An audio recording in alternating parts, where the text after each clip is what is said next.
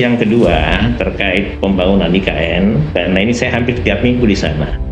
Menulis di sana, diskusi dengan semua pihak, termasuk tadi sore dengan Ibu Menteri terkait status tanah. 3 minggu lalu dengan Pak Wakil Menteri ATR terkait status tanah 2086 hektar itu juga saya tanya langsung ke sumbernya dan saya tahu kondisi yang sebenarnya. Yang kedua terkait di IKN, pembangunan IKN itu on the track, bahkan menurut catatan saya itu melampaui target. Ya. Melampaui target, Pak Isradi. Ya, melampaui target. Bagaimana melampaui targetnya? Jadi saya ceritakan melampaui target itu seperti ini. Misalnya kantor presiden, ini nanti saya bisa kirimkan fotonya. Tertulis di situ misalnya target 77%. Realisasi 80%, biasa begitu. Jadi kita kan itu biasa ada progres perkembangan pembangunan. Presiden Jokowi telah memastikan batal berkantor di Ibu Kota Negara Nusantara setelah perayaan Hari Ulang Tahun Kemerdekaan RI 17 Agustus 2024 mendatang. Alasannya, fasilitas dasar seperti air bersih dan listrik belum siap. Padahal sebelumnya Jokowi percaya diri bisa pindah berkantor di IKN setelah 17 Agustus tahun ini. Investasi itu di sana banyak, udah berjalan, bukan puluhan triliun lah. Ya, saya ngasih contoh, kalau Bapak Ibu sekalian pernah ke IKN, kalau kita masuk di titik nol yang lama, itu di sebelah kanan itu ada rumah sakit Hermina, itu sudah mau selesai sekitar 70% lah kalau saya lihat. Masuk ke dalam lagi Hotel Nusantara, sebentar lagi dipakai untuk upacara 17 Agustus. Terus rumah sakit Mayapada itu swasta di depan kantor PSSI, itu minggu lalu saya di sana, itu juga sudah dalam progres penyelesaian. Kemudian rumah sakit umum pusat IKN itu juga sudah dalam proses penyelesaian. Jadi kalau misalnya bicara investasi, kalau menurut catatan dan pengamanan saya itu on the track, bahkan kalau di catatan 2023 itu melampaui APBN. Presiden Jokowi mulai berpikir realistis soal berkantor di IKN, mulai sadar bahwa semua tidak bisa dikebut sesuai kemauan. Ia mengatakan akhirnya Jokowi sepertinya tidak akan berkantor di IKN seperti yang diduga. Kenapa? Karena belum siap. Jadi kalau kemarin ngebet pengen berkantor di sana, sekarang Pak Jokowi sudah realistis. Makanya apa-apa tidak bisa dikebut sesuai kemauan. Syukurlah akhirnya Jokowi bisa menerima kenyataan. Pindah ibu kota saya setuju, tapi tidak secepat ini. Paling cepat 15 tahun sampai 20 tahun. Baru bisa pindah bergerak ke sana. Nah kalau sekarang kan terbukti tidak ada investor yang datang. Waktu itu Pak Luhut dan Pak Bahlil bilang ada 100 atau berapa ratus investor tertarik. Ya mereka tertarik saja, tapi setelah ketemu lagi, lalu mereka pasti akan datang dikasih makan gratis, dikasih pertunjukan gratis. Pas dia datang mungkin ada dia kirim orang ke sini, lihat lah gimana. Investor itu tidak mungkin mau membangun dari greenfield. Dia pasti harus lihat sudah ada perkembangan infrastruktur. Lalu siapa yang bangun? Ya APBN, apa itu pakai KPBU atau pakai apalah, tekan kiri tekan kanan, tapi itu uang kita. Jokowi untuk bersiap bahwa nantinya IKN tidak akan jadi seperti yang diimpikan Jokowi selama ini. Ada peluang di situ karena IKN bukan lagi prioritas pemerintahan baru. Nikmati saja apa yang terjadi, semua sudah ditulis di langit. Baik, Pak Isradi, kalau ini on the track dan melampaui target, mengapa Presiden tidak jadi berkantor di Juni-Juli? Ya kan itu kalau tidak jadi berkantor itu hal lain. Kan sebenarnya bukan kalau karena tidak ada fasilitas air dan fasilitas listrik itu, begitu Pak Isradi? Ya. Bukan karena Kenapa? Fasilitas air dan listriknya belum ada? Enggak, jadi waktu Pak Presiden itu kan dia menyatakan itu kalau saya tidak salah itu minggu kedua di bulan Juli. Sementara target penyelesaian air itu karena saya langsung meninjau lokasi, saya bersama Pak Danis Sumadilaga, Kepala Satgas. Jadi saya memang langsung meninjau dan melihat itu dalam proses persiapan dan insya Allah minggu-minggu ini sampai minggu depan itu air sudah jalan. Para ekonom memberikan saran untuk Kabinet Prabowo Gibran, prioritaskan anggaran untuk program makan bergizi gratis daripada untuk IKN di Kaltim. Bukan tanpa sebab. Hal tersebut dikarenakan penilaian terhadap pembangunan IKN di Kaltim hanya memberikan efek positif kecil daripada pertumbuhan ekonomi di Indonesia. IKN di Kaltim hanya akan mendorong pertumbuhan ekonomi di sekitar Kalimantan, tidak lebih. Untuk itu, program andalan Prabowo Subianto yaitu makan bergizi gratis lebih baik diprioritaskan dibanding pembangunan ibu kota negara. pembangunan IKN tetap akan berlanjut, tetapi akan dilakukan ala kadarnya. Alasannya, makan bergizi gratis sangat ditunggu-tunggu oleh masyarakat, terutama kelas bawah. Nah, investor baru datang kalau nanti sudah infrastruktur agak terlihat ada. Karena sekarang mereka bingung, ini saya mau invest apa, rumah sakit, mall atau apa, berapa orang sih yang ada di sini, berapa potensi akan datang ke sini, kan itu belum ada. Satu. Kedua, kalau tanah diberikan segitu banyak tahunnya, tanah di sana kebanyakan punya masyarakat yang tidak bersertifikat karena itu dikasih oleh Raja Kutai dan Kartanegara dan sebagainya, yang sudah ratusan atau puluhan tahun mereka huni. Mereka datang pada saya, dia bilang, kita kasih, tapi tolong dibeli sesuai NJOP. Rupanya belum, itu makanya sampai sekarang sekitar berapa ribu hektar yang diperlukan, ya belum berhasil untuk masih ribut. Di sisi lain, upaya melanjutkan pembangunan Ibu Kota Nusantara di era Presiden terpilih RI 2024-2029 Prabowo Subianto diprediksi tidak akan maksimal. Prabowo Subianto memang memiliki komitmen tidak membiarkan proyek IKN mangkrak. Namun, jika melihat proyek pemindahan ibu kota negara saat ini secara realistis, dana atau anggaran yang bisa dialokasikan ke IKN tidak cukup alias tidak memadai. Prabowo Subianto pernah mengatakan akan menganggarkan dana $1 miliar Amerika atau sekitar 16 triliun rupiah untuk pembangunan IKN. Namun, anggaran 16 triliun rupiah itu paling tidak bisa untuk membangun kantor para menteri, tetapi bukan infrastruktur lainnya yang sifatnya akseleratif. Oke, sorry. Ya susah, nggak bisa, karena presiden yang baru punya program makan gratis. Itu biayanya sama dengan besarnya sama biaya IKN, ya kan? Jadi memang IKN itu harus dibangun oleh APBN, tidak bisa swasta, karena tadi Mas Rizal sudah bilang tidak ada tarikan untuk membangun sesuatu di situ kecuali yang tadi real estate, rumah sakit, ya kan, terus sekolah paling. Karena itu bukan kota industri, kota pemerintahan. Jadi praktis kalau ada yang masuk investor mungkin angkutan umum, tidak seberapa. Kemudian apalagi hal-hal lain yang tidak membuat industri kotor. Ini katanya smart city. Nah jadi gimana? Saya terus terang saya bukan ekonom, saya serahkan pada Indef ya. Tapi saya melihat bahwa ini bagaimana untuk jadi sebuah kota harus APBN, tidak bisa tidak. Pembangunan IKN pasca Jokowi lengser nanti tidak akan dimangkrakkan, tetapi hanya akan mendapatkan anggaran seadanya.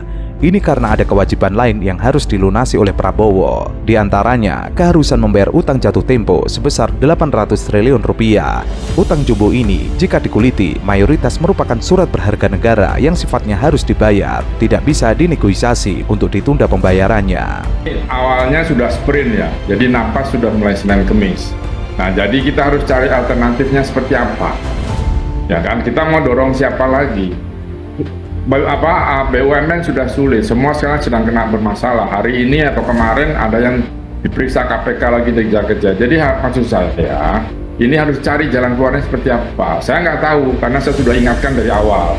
Perlahan, please perlahan, tetapi jadi. Karena di negara lain tidak ada yang secepat kita.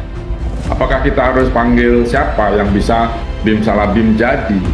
Saya bicara Pak Nyoman Nuarte pun, dia juga akhirnya kan dia berikan saja itu desainnya, tidak usah dibiayai karena dia khawatir gitu nanti malah jadi persoalan. Nah, jadi hal-hal ini saya harap bisa segera ditangani. Kalau nanti sampai selesai bulan Oktober, lalu presiden yang baru tidak sepenuhnya concern seperti Pak Jokowi, apa yang akan dilakukan? Artinya apa sebenarnya? Itu menggunakan APBN semua, Mas Joko? Enggak lah, ini enggak lah. Saya sebutkan ya, Presiden Jokowi pernah menyatakan ada 300 letter of intent atau LOI yang sudah ditandatangani dengan investor asing untuk pembangunan IKN. Tapi Presiden Jokowi mengaku belum ada realisasi satupun yang masuk. Jadi dari 300 LOI itu, letter of intent belum ada realisasinya, hanya tanda tangan aja, Mas Joko.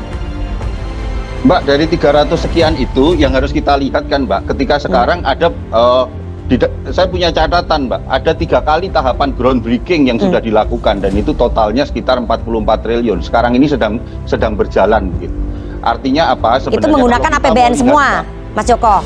Enggak lah, ini Presiden Jokowi menyebut sampai saat ini belum ada realisasi investasi asing di ibu kota negara. Namun ramainya investor dalam negeri diharapkan bisa mendorong penanaman modal dari luar negeri di IKN. Sampai saat ini belum ada, tapi ia yakin bahwa setelah investor dalam negeri bergerak, semakin banyak setiap bulannya investor luar akan segera masuk. Sektor prioritas yang bakal diberikan kepada investor asing mulai dari pendidikan, kesehatan, juga teknologi. Jokowi juga menyebutkan pertumbuhan ekonomi Indonesia cukup baik. Diperkirakan di atas 5% juga inflasi yang terjaga di angka 2% sampai 3%. Paling penting menjaga stabilitas politiknya baik-baik. Itu terus-menerus disampaikan.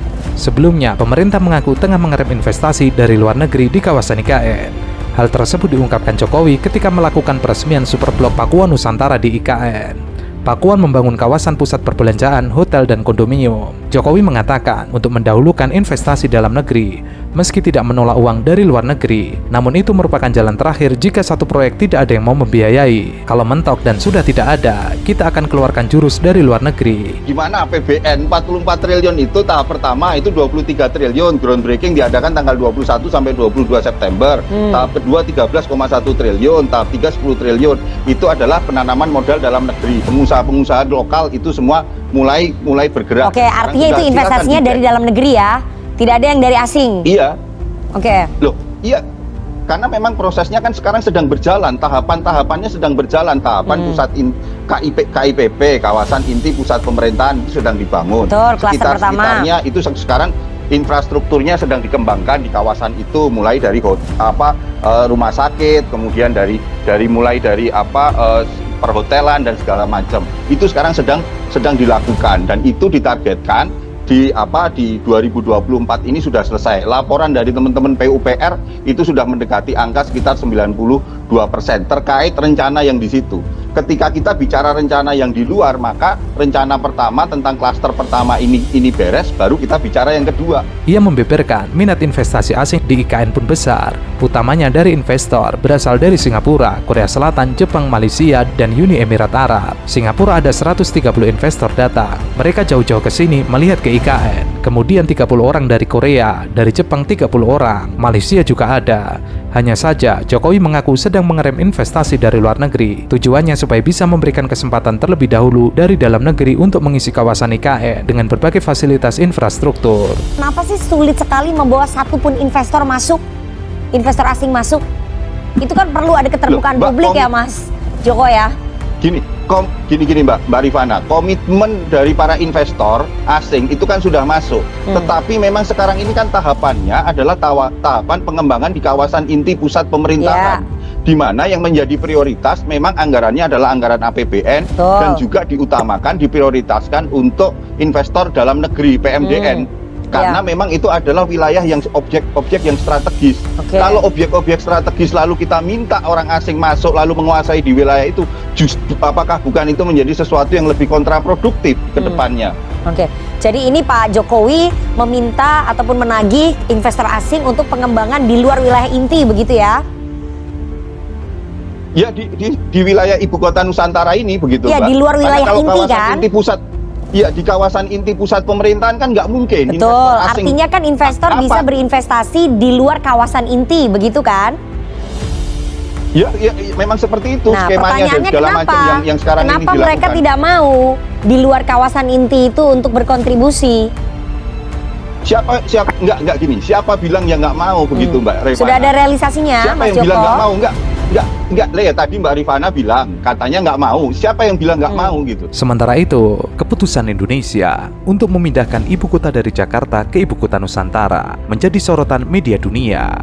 Berbagai kesulitan di balik pemindahan besar-besaran itu menjadi sorotan. CNBC Internasional menuliskan dalam judulnya bahwa langkah pemindahan itu tidak akan mudah seperti yang diperkirakan. Media asal Amerika Serikat itu melaporkan bahwa kesulitan pertama akan didapatkan dari 1,9 juta ASN yang akan pindah ke lingkungan baru. Masyarakat perlu tertarik untuk datang ke tempat baru. Pertama-tama mereka perlu melihat infrastruktur yang kuat seperti sekolah, rumah sakit, dan fasilitas perumahan, atau mereka tidak akan tertarik untuk pindah ke sana. Masalah kedua kemudian muncul dari segi pendanaan. Pembangunan Nusantara diperkirakan menelan biaya sekitar 35 miliar US dollar. Namun pemerintah hanya berkomitmen untuk menginvestasikan 20% dari dana yang dibutuhkan. Pemerintah Jokowi berharap sisa 80% pendanaan akan berasal dari investor asing. Namun ada keraguan untuk menyalurkan dana ke proyek tersebut, dan hal ini semakin menggagalkan kemajuan pembangunan IKN. Mencapai 15%, menurut anggaran IKN itu sekitar 19% dibiayai oleh APBN. Kalau ini sudah mencapai 15% oleh APBN, artinya IKN ini sudah hampir selesai dan Jokowi bisa pindah ke IKN 17 Agustus ini, bulan Juli ini. Tapi nyatanya tidak ada. Dan kita lihat itu masih berantakan. Jadi kita tidak yakin bahwa apakah itu sudah 15%. Itu dari secara keseluruhan. Itu pertama. Terus yang kedua, bahwa Jokowi sudah menjanjikan bahwa proyek ini akan selesai yang tadi sampai dengan 2024, sampai artinya mundur-mundur terus. Sekarang mengenai masalah investor asing, itu sudah approach sudah didekati sejak 2019, 2020 dari SoftBank dan sebagainya, dan satu-satu akhirnya kabur semua. Jadi memang bagi pemerintah sangat mudah mengatakan dia nanti tunggu gitu kan, tetapi akhirnya tidak terrealisasi. Ekonom di Maybank Investment, Ju Yili mengatakan bahwa ada langkah konkret yang perlu dilakukan pemerintah dalam menarik investasi yang lebih besar menuju IKN. Tidak akan mudah bagi pemerintah untuk mendapatkan 80% investasi asing, kecuali pemerintah dapat memberikan bukti kelayakan Nusantara dan jaminan bahwa proyek tersebut akan terus berlanjut, bahkan jika pemerintah baru mulai menjabat tahun depan. Anggaran infrastruktur negara itu telah menurun sejak tahun 2017 ketika mencapai puncaknya sebesar 2,8% PDB, namun turun menjadi 1,9% PDB tahun lalu. Bruno Lenvin, Presiden Smart City Observatory di AMD Business School mengatakan, investor dari Asia Pasifik perlu mengambil inisiatif dalam berinvestasi di IKN. Pasalnya, Asia Pasifik merupakan wilayah yang menonjol, sehingga bila investor dari wilayah itu telah masuk, investor dari area lain akan mengikuti. Investor itu seperti domba, mereka suka pergi kemanapun orang lain pergi. Ini adalah keputusan sektor publik dan merupakan suatu yang perlu diumumkan oleh Presiden. Jadi setidaknya mereka yang membicarakannya harus menaruh uang mereka di mulut mereka. Ya, kita harus berempati kepada Presiden Jokowi yang bertindak bagaikan salesman untuk investasi Indonesia ya. Jadi dia kemana-mana, ya, ke Saudi Arabia aja, terus ke Uni Emirat saja, tapi juga ke tempat-tempat lain. Ya, kita harus berempati di situ. Karena kalau tadi dikatakan bahwa ini adalah mimpinya Luhut, mimpinya Jokowi dan rakyat Indonesia. Saya rasa itu salah. Ini hanya mimpi Luhut dan Jokowi. Salah Pak Antoni. Mimpi pindah ibu kota itu sudah ada sejak zaman Soekarno, sudah digagas zaman SBY. Silakan nanti Bapak membantah. Ini pendapat saya. Silakan Bapak membantah.